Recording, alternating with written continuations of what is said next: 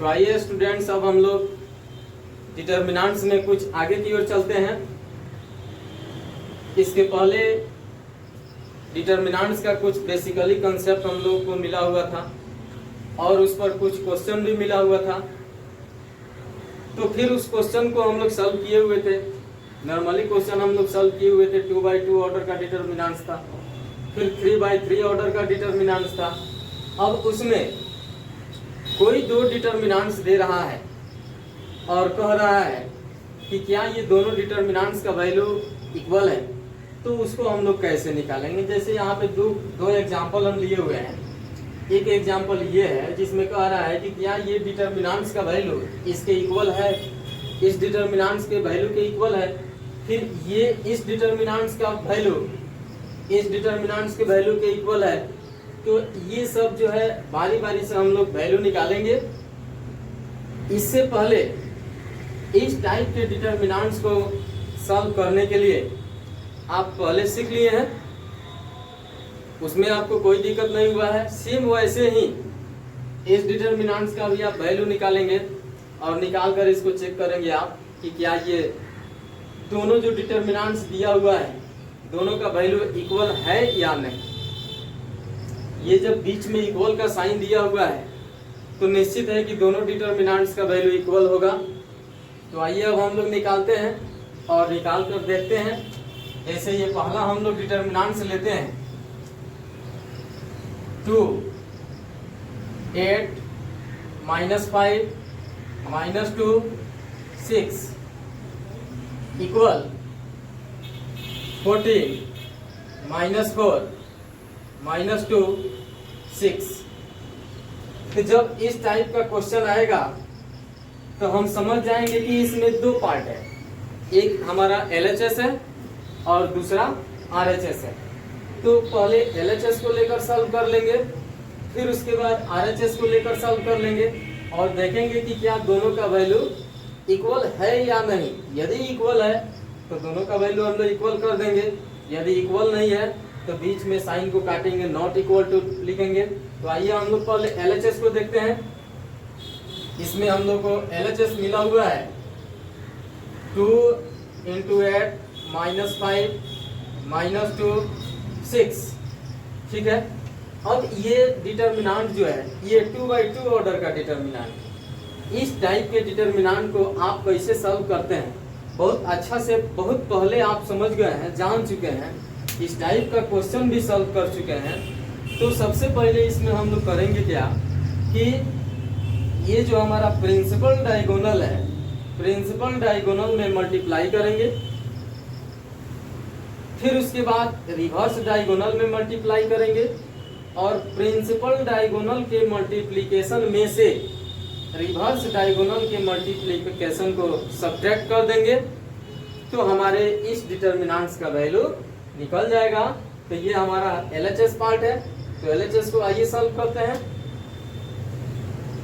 तो अब ये देखिए प्रिंसिपल डायगोनल का मल्टीप्लिकेशन 8 × 6, ठीक है, माइनस ये माइनस प्रिंसिपल डायगोनल का मल्टीप्लिकेशन और रिवर्स डायगोनल के मल्टीप्लिकेशन दोनों के बीच में माइनस का साइन कंपल्सरी है।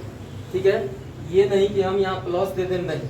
जब भी हम लोग प्रिंसिपल डायगोनल का मल्टीप्लिकेशन करेंगे माइनस, ये माइनस यहाँ पे कंपल्सरी है क्योंकि ये माइनस यहाँ रहेगा। फिर रिवर्स डायगोनल का मल्टीप्लिकेशन -2 × -5। ठीक है। अब हम लोग करेंगे क्या, 8 और 6 में मल्टीप्लाई करेंगे। तो आइए 8 और 6 में मल्टीप्लाई कीजिए। 8 और 6 में मल्टीप्लाई करते हैं तो कितना होगा, 48 माइनस ये माइनस, फिर यहाँ देखिए -2 × -5। थोड़ा सा यहाँ विशेष ध्यान दीजिएगा, -2 -5 में जब मल्टीप्लाई करेंगे तो ये माइनस और ये माइनस का मल्टीप्लिकेशन प्लस हो जाएगा। ये माइनस और ये माइनस, ये जो ब्रैकेट के अंदर दिखाई दे रहा है, ये दो माइनस के साइन को हम लेकर चल रहे हैं। तो ये माइनस और ये माइनस दोनों मिलकर प्लस होगा और 5 से 2 में मल्टीप्लाई करेंगे तो 10 होगा।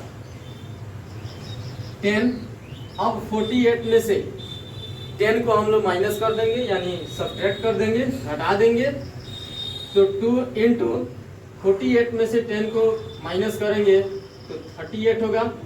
अब ये 2 और 38 के बीच में ब्रैकेट ये मल्टीप्लाई का साइन है, यानी इंटू का साइन है। तो हम लोग इसमें क्या करेंगे, मल्टीप्लाई करेंगे, इंटू करेंगे 2 और 38 में। तो 2 इंटू 38 इक्वल 8 टू जा 16, 6, 3 टू जा 6, 7। ये आया किसका वैल्यू, LHS का वैल्यू। ठीक है, जब हम LHS के वैल्यू को निकाल लिए, अभी हमारे पास एक पार्ट बचा हुआ है RHS का वैल्यू। ये LHS का वैल्यू हम लोग यहाँ से यहाँ निकाले तो 76 आया। और फिर हम लोग RHS का वैल्यू निकालते हैं और देखते हैं कि क्या दोनों इक्वल है या नहीं। तो अब RHS निकालेंगे। RHS इक्वल, देखिए यहाँ पे 14 माइनस 4 माइनस 2 6। और फिर इसमें भी वही कंडीशन है, प्रिंसिपल डायगोनल का multiplication 14 into 6 minus reverse diagonal का मल्टीप्लीकेशन माइनस 2 इंटू माइनस 4। 14 से 6 में मल्टीप्लाई कीजिएगा तो 84 होगा, माइनस फिर ये देखिए ब्रैकेट के अंदर ये 2 माइनस का साइन है। तो इस पर थोड़ा सा आप अपने माइंड को खर्च कीजिए। ये ब्रैकेट के अंदर जो साइन दिखाई दे रहा है, ये माइनस और ये माइनस दोनों का मल्टीप्लिकेशन प्लस होगा। जब भी 2 माइनस का मल्टीप्लिकेशन करते हैं तो रिजल्ट उसका हम लोग को प्लस में होता है। वैसे ही यहाँ माइनस और ये माइनस दोनों का मल्टीप्लाई करेंगे तो प्लस होगा। 2 से 4 में मल्टीप्लाई करेंगे तो 8 होगा। ठीक है, अब 84 में से 8 को सब्ट्रैक्ट करेंगे तो 76 होगा। आप यहाँ देखिए, ये LHS का वैल्यू भी 76 आया और RHS का वैल्यू भी 76 आया।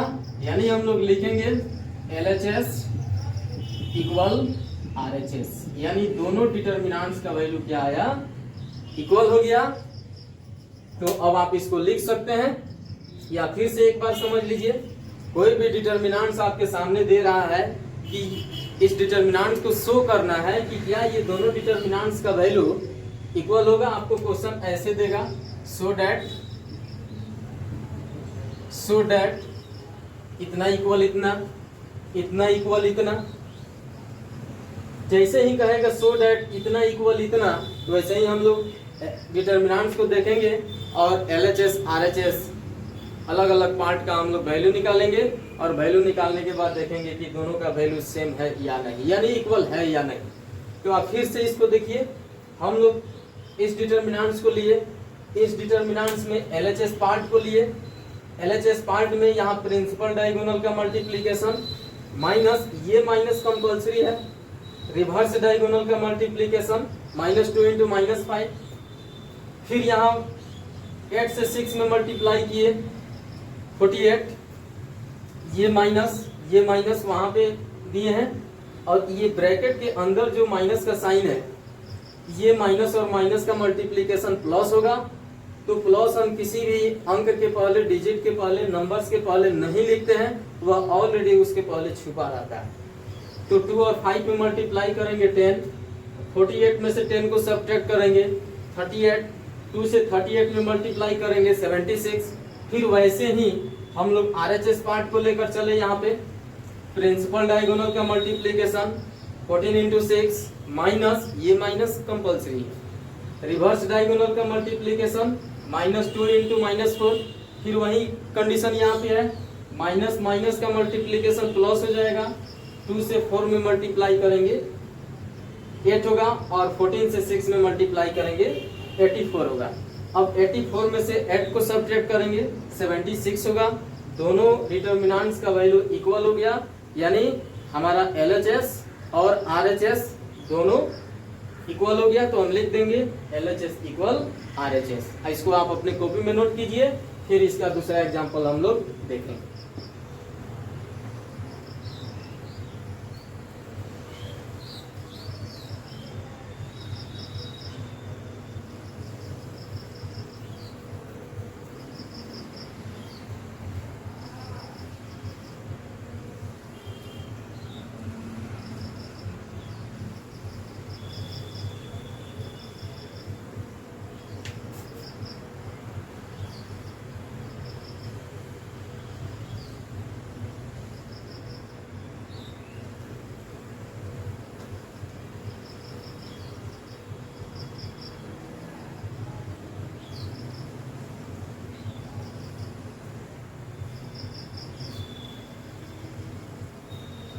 हो गया।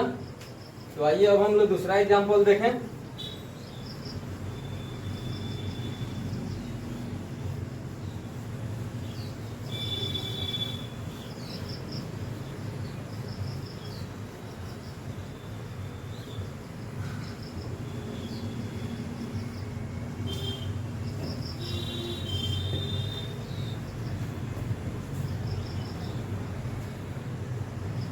अब हमारे पास दूसरा एग्जाम्पल ये है, यानी सेकंड नंबर क्वेश्चन।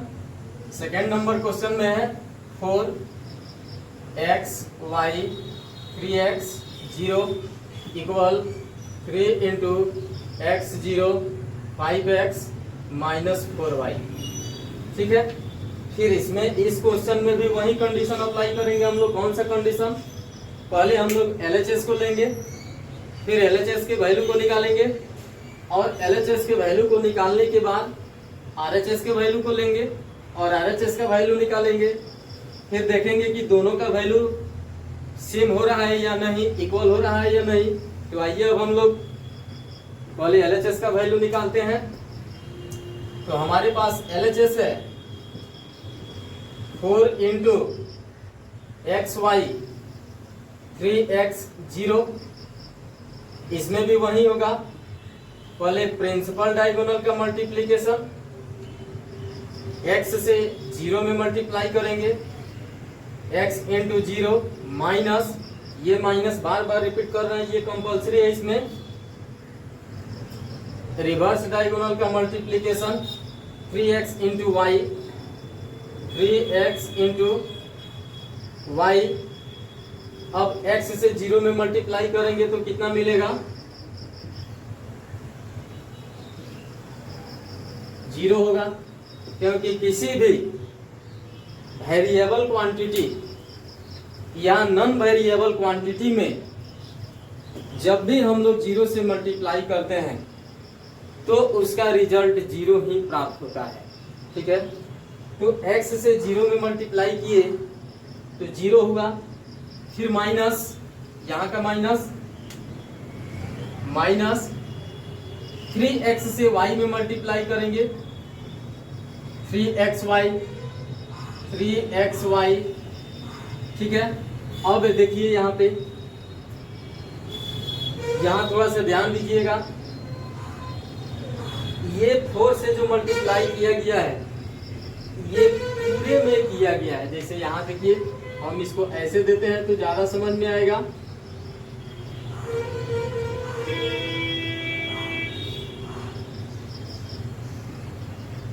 आप इसको ऐसे लेकर चलिए,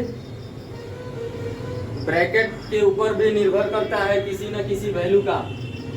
तो अब हम यहाँ क्या करेंगे, 0 में से 3xy को सब्ट्रैक्ट करेंगे तो कितना मिलेगा हम लोग को? Minus 3xy। अब 4 से माइनस 3xy में मल्टीप्लाई करेंगे, 4 इंटू माइनस 3xy, तो हम लोग को रिजल्ट मिलेगा इसका माइनस 12xy। ये किसका वैल्यू हो गया? तो LHS का वैल्यू हो गया। ठीक है। अब LHS का वैल्यू निकालने के बाद हम लोग अब RHS का वैल्यू निकालेंगे इसका। तो आइए देखते हैं RHS का वैल्यू निकालकर। RHS equal 3x 0 5x minus 4y 3 principal diagonal का multiplication x into minus 4y minus x into minus 4y x into minus 4y minus reverse diagonal का मल्टीप्लीकेशन 5x इंटू 0। अब x से minus 4y में multiply करेंगे तो minus 4xy होगा, minus 5x से 0 में मल्टीप्लाई करेंगे तो 0 होगा। अब माइनस 4xy माइनस 0, जब दोनों के पहले माइनस का साइन है, यहाँ पे जब दोनों के पहले माइनस का साइन है तो यहाँ माइनस का साइन देंगे, फिर ये माइनस और ये माइनस मिलकर प्लस होगा, तो 4xy में 0 को ऐड कर देंगे तो 4xy ही मिलेगा, 4xy। अब 3 से 4xy में मल्टीप्लाई करेंगे तो -12xy होगा। ये हम लोग को मिला RHX का वैल्यू। तो अब ये देखिए LHS का वैल्यू हम लोग को मिला -12xy और RHS का वैल्यू मिला -12xy। तो दोनों का वैल्यू सेम आ गया। अब हम लिख देंगे LHS इक्वल RHS। ठीक है, अब इसको आप अपने कॉपी में लिखिए, फिर इसके बाद इसका अगला क्वेश्चन हम लोग सॉल्व करेंगे।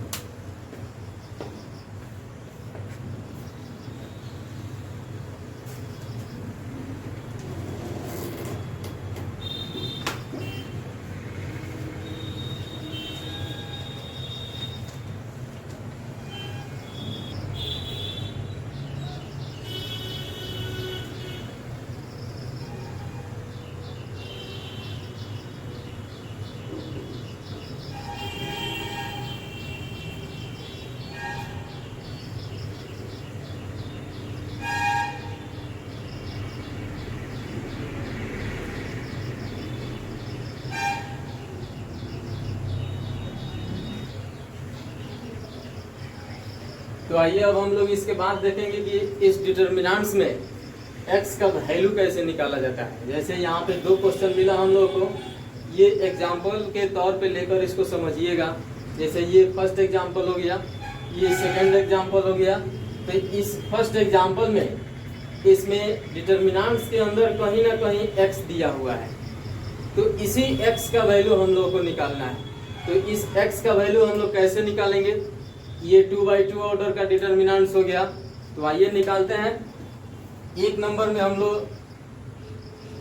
2x -4 3 इक्वल 0, इसमें हम लोग को करना क्या है कि x का वैल्यू निकालना है।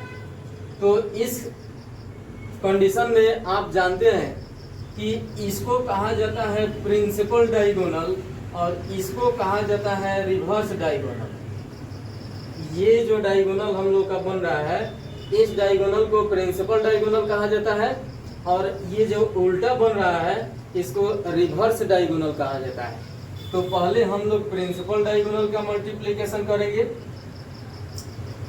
2 × 3 माइनस, ये माइनस का साइन जो है ये दोनों के मल्टीप्लिकेशन के बीच में कंपल्सरी है।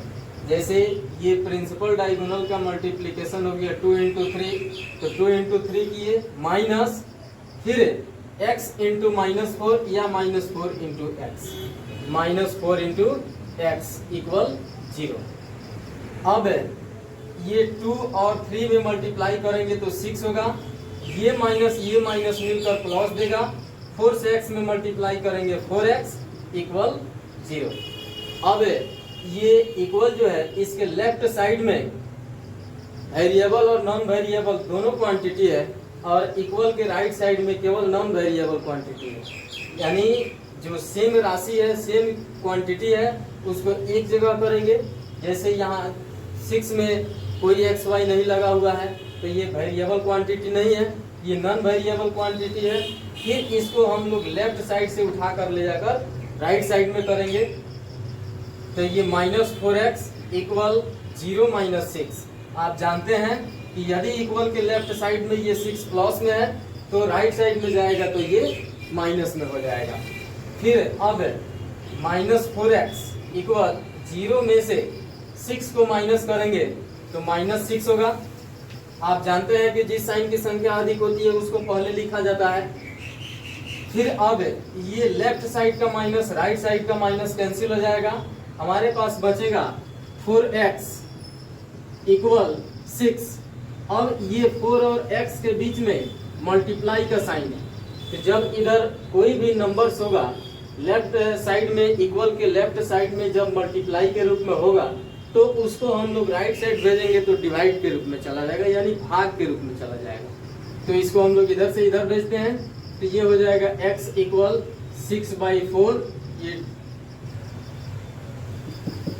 कट कर देगा हम लोग को कितना, x का वैल्यू 3/2। तो इस x का वैल्यू हम लोग को कितना हो गया 3/2। ठीक है, अब फिर इसको भी आप अपने कॉपी में लिख सकते हैं। देखिए तो फिर इसका दूसरा हम लोग सॉल्यूशन करेंगे।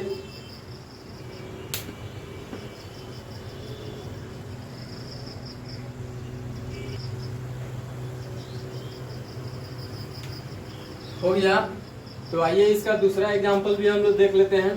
सेकंड नंबर क्वेश्चन हम लोग के पास है ये वाला x 3 1 x + 2 = 0। इसमें भी वही कंडीशन अप्लाई होगा, प्रिंसिपल डायगोनल का मल्टीप्लीकेशन x × x + 2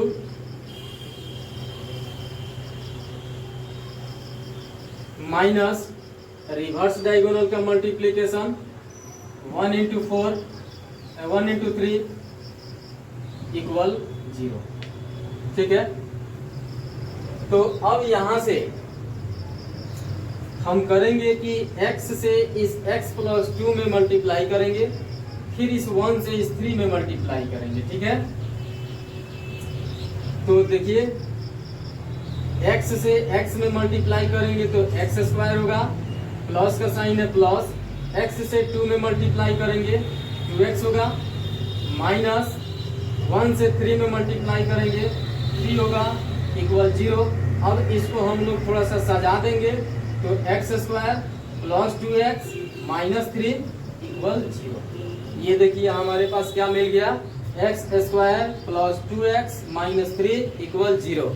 आप पीछे क्लास में यानी 8th क्लास में तो नहीं 10th क्लास में आप पढ़े हुए हैं क्वाड्रेटिक इक्वेशन में ax² + bx + c = 0।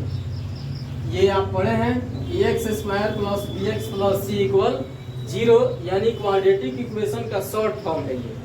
ठीक है, तो इस फॉर्म में होता क्या है, जब इसको हम लोग तोड़ते हैं तो होता क्या है, ये फर्स्ट और लास्ट का मल्टीप्लीकेशन, फर्स्ट यानी a × c का मल्टीप्लीकेशन, फिर उसके बाद ये b जो होता है ये b का एडिशन हम लोग करते हैं।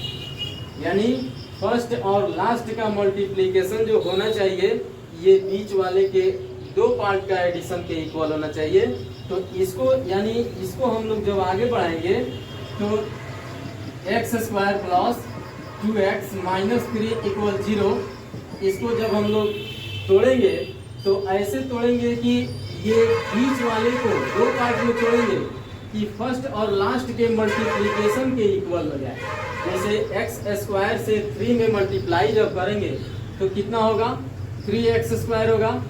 अब इस 2x को दो पार्ट में तोड़ना है, ऐसे तोड़ना है कि ऐड करने पर या सब्ट्रैक्ट करने पर 2x आ जाए और फिर मल्टीप्लाई करने पर 3x² -3x² होगा, क्योंकि x² से -3 में मल्टीप्लाई करेंगे तो -3x² होगा। वैसे ही ये है, यहाँ देखिए x² -x + 2x + 3x -3 = 0।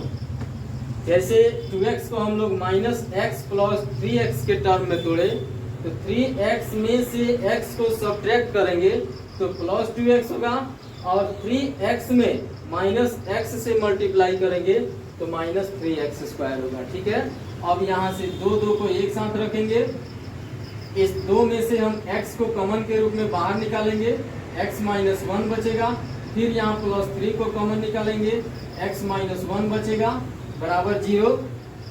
और फिर यहाँ देखिए ये x - 1 दो जगह सेम है तो हम एक जगह लिखेंगे, इस x को और +3 को एक जगह डालेंगे।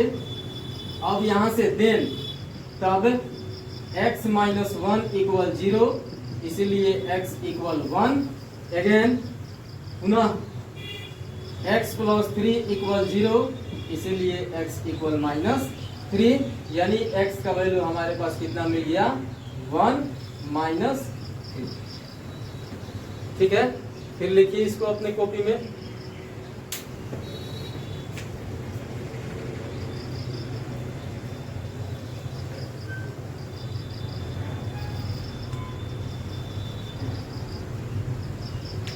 इस टाइप के क्वेश्चन पर थोड़ा सा ध्यान देना है आप लोगों को, क्योंकि इसमें जो क्वाड्रेटिक इक्वेशन चैप्टर का जो क्वेश्चन मिला हुआ है, थोड़ा सा यहाँ पे फैक्टर करने में परेशानी होती है।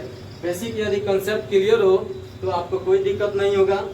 तो यहाँ से फिर से एक बार समझिए, जैसे x square plus 2x minus 3 equal 0 मिला हुआ है, इस 2x को यानी इस x square plus 2x minus 3 में से बीच वाले टर्म को हम तोड़ेंगे।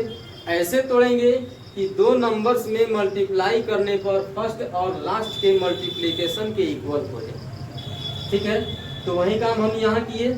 माइनस एक्स प्लस 3x में से माइनस एक्स को सब्ट्रैक्ट करेंगे तो 2x हो जाएगा, और माइनस एक्स में से 3x में मल्टीप्लाई करेंगे तो माइनस 3x स्क्वायर हो जाएगा। फिर यहाँ दो को एक साथ लेंगे और दोनों में जो कॉमन एपियर होगा उसको कॉमन के रूप में हम बाहर निकाल लेंगे। जैसे यहाँ पे दोनों में x कॉमन है तो x को बाहर निकाल लिए, x माइनस 1 बचा। फिर ये दोनों में 3 कॉमन निकला तो 3 को बाहर निकाले, फिर x माइनस 1 हुआ। जो एक ही टर्म 2 बार आया उसको एक बार लिखेंगे, और इस x को प्लस 3 को एक जगह ब्रैकेट में लिखेंगे। फिर एक का वैल्यू इक्वल करेंगे 0 के, वहां से x का वैल्यू निकालेंगे। फिर उसी के जैसा अगले ब्रैकेट को यहाँ 0 के इक्वल करेंगे, वहां से x का वैल्यू निकाल लेंगे, हमारा x का वैल्यू निकल जाएगा। और फाइनली आंसर हम लोग का वही होगा जो x इक्वल 1 और माइनस 3 आया है। तो आराम से लिखिए इसको कॉपी में।